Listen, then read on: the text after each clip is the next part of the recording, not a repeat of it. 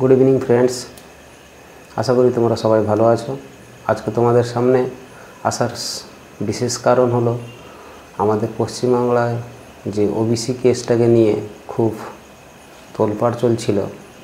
आज के एक तार निर्दिष्ट दिन छिलो जे किछु एक भालो निउज आमरा सबाई पाबो, किन्तु दिनेर शेषे सबार चोखेर सामने सेई एकई रकम कान्नार परिस्थिति एक भेसे एलो, जेटा हलो ओबीसी केसेर डेट पुनराय पोस्टपोन करे देওয়া हलो।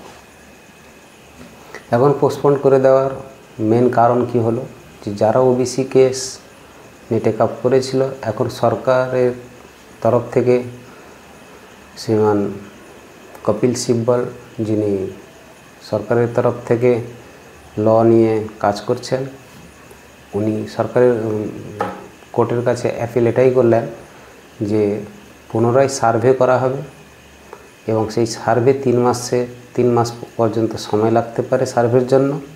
সেই 3 মাস সার্ভের পরেই বোঝা যাবে যে কে অ্যাকচুয়ালি ওবিসি হতে পারে এবং কে না হতে পারে। তো বন্ধু, আশা করি তোমরা সবাই বুঝতে পেরে গেছো যে 3 মাস বা 4 মাসের পর আগামী টাইমটা যেটা দেওয়া হয়েছে জুলাই মাস, সেই জুলাই মাস পর্যন্ত অন্ততভাবে কোনো রকমের পরীক্ষা সরকারি চাকরির জন্য বা কোনো রকমের নতুন নোটিফিকেশান বা কোথাও ফর্ম ফিল আপ এইগুলো থেকে কিন্তু আমাদের দূরে থাকতে হবে। তো যারা পড়াশোনাকে ভালোবাসো তাদের উদ্দেশ্যে দুটো কথা বলবো যে তোমরা যদি নিজেদের কেরিয়ারকে সেট আপ করতে চাও তাহলে রীতিমতো পড়াশোনা চালিয়ে রাখো। সেন্ট্রাল গভর্নমেন্টের বিভিন্ন রকমের পোস্টে বিভিন্ন রকম কি বলে পজিশনে বিভিন্ন পোস্টে এবং বিভিন্ন ডিপার্টমেন্টে ভালো ভালো জায়গায় সরকারি চাকরি পরীক্ষা রেগুলার বেসে চলছে।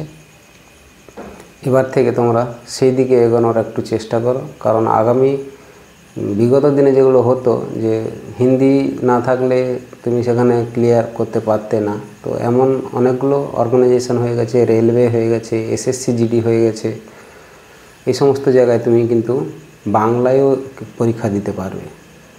তাই বন্ধু, তোমরা পড়ার হাল ছাড়বে না, রীতিমতো প্র্যাকটিসে থাকো এবং সরকারি চাকরির জন্য আবেদনও করতে থাকো। দেখবে তোমাদের মেহনত যে কোনো একটা দিন ভালো জায়গায় তোমাদেরকে নিয়ে যেতে পারবে।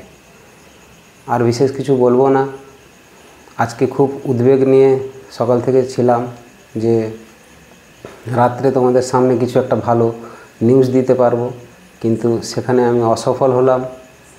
কারণ যখন সরকার চায় না যে বাচ্চাদের কিছু একটা ভবিষ্যৎ হয়ে যাক, তো সেখানে আমি বা তুমি কে কী করতে পারি।